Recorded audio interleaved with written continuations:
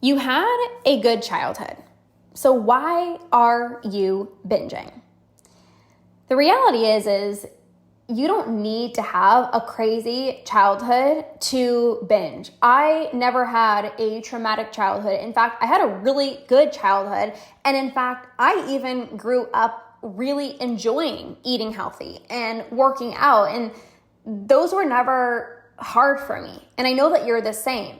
You love working out, you actually really enjoy eating healthy, and you didn't have a crazy traumatic childhood growing up, but you're like, I'm frustrated because why am I continuing to sabotage myself by binging and overeating?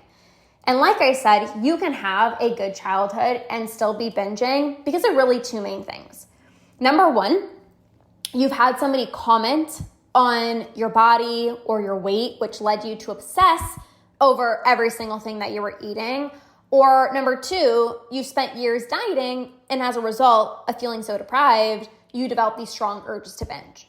So whether it's number one, you've had a comment that was said to you about your body and that led you to obsess over everything you were eating, or number two, you spent years dieting, no matter what, you've developed these strong urges.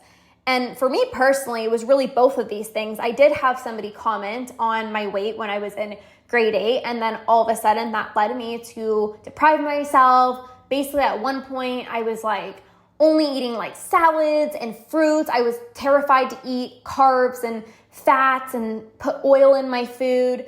And then I also, because of that comment, I spent years dieting.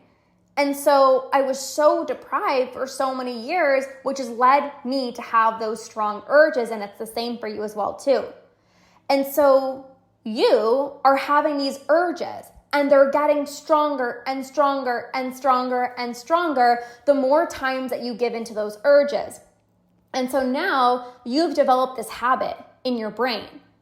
You've developed this strong habit. Every single time I feel the urge to binge, it feels like I have to give in. And this is why I always talk about you got to rewire your brain. You need to rewire your brain. You got to practice not giving into your urges. Because again, every single time you feel the urge to binge and you give in, that habit is becoming stronger. It's becoming more on autopilot. Your urges are actually becoming more and more and more and more and more intense. And so if you want to conquer binge eating, you need to let go of your food rules. And as a result, you're going to have less urges. You got to work through your body image, whether it was comments that somebody said to you or just obsessing over the way you look, because that's a huge reason why you're subconsciously still restricting yourself, or even consciously, you're restricting yourself, right? If you have an unhealthy self-image, you are going to be obsessive.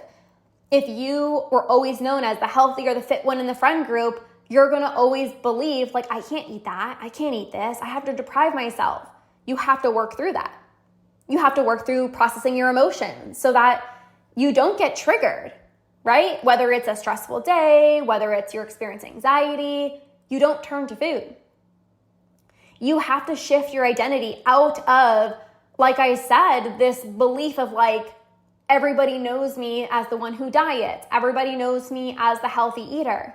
Because again, you're always going to just choose what's healthiest, what's low in calorie, what's low in carb, versus this is actually what I want to eat.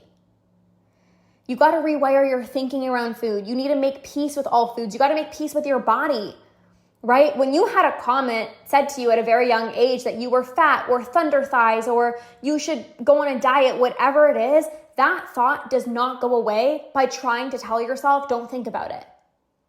You need to rewire your thoughts around your body and around food and about these comments through actively reprogramming your brain, actively choosing different thoughts, actively releasing these limiting beliefs, creating a new empowering story for yourself.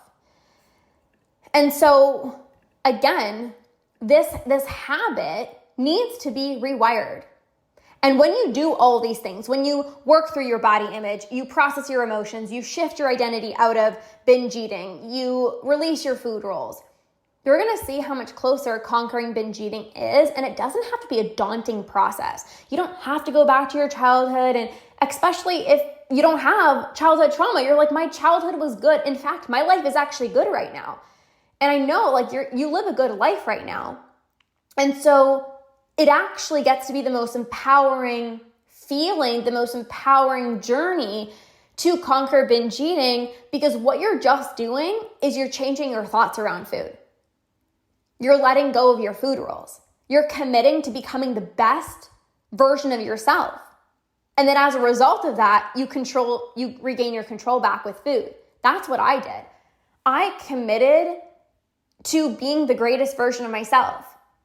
And as a result, I became less impulsive with food. You're going to feel so good physically, mentally, and emotionally because you're just taking way better care of yourself. You're listening to your hunger and fullness cues. You're listening to your higher self. You're not giving into your urges. And then you don't even have the desire to self-soothe with food. This is the work that I do with my clients. A lot of clients that come to me, they know, like, Lorna, I've spent years dieting. I literally used to obsess about everything that I was eating. From a very young age, I was called fat, or this comment was said to me. I've had clients who've had, even brothers, tell them thunder thighs, or you need to lose weight, or maybe a parent put you on Weight Watchers at a very young age. Well, of course, you got to work through your body image. You got to work through releasing these beliefs. Because every time you look at yourself in the mirror, you're going to see that comment that person said to you. This is what I mean by rewiring your brain. Every single time you have that piece of cake, you're going to say to yourself, like, you shouldn't be eating this if you want to release weight. And you got to rewire your thinking around food. This is what I mean by rewiring your brain. So this is the work that I do with my clients. You don't have to have a crazy childhood. You spent years dieting. You need to let go of your food rules. You got to build a healthier relationship with food, a healthier relationship with your body. You got to get back in tune with your hunger and fullness cues. You need to rebuild upsell trust. It's not that, I just can't trust myself. You can't trust yourself right now. So what I will help you with is to build up that trust. It's not that, I can't stop when I'm full. You can't stop when you're full right now because you don't have the proper tools on how to do so. But once you learn the proper tools, whether you're inside of Conquer and you get access to all my programs, or you're in my higher level space, which is the Ditch Decade Diets Academy, and you get access to Conquer, you get access to all the programs, but then you get my personalized coaching and you learn the tools, well, then it's going to be much easier for you to stop when you're full. I remember telling myself all the time, I just can't stop when I'm full. Like I know that I'm full, but I just can't stop when I'm full. And that's because I was just dieting. Well, dieting isn't going to help you stop when you're full. Dieting isn't going to help you feel less guilty. Dieting isn't going to help you become less impulsive. Dieting isn't going to help you get rid of your urges. Working with me will. I'll help you get rid of your urges. I'll help you stop binging at night. I'll help you heal your body image, stop your emotional eating, break free from self-sabotage, get out of the all or nothing mentality. This is the work that I do with my clients.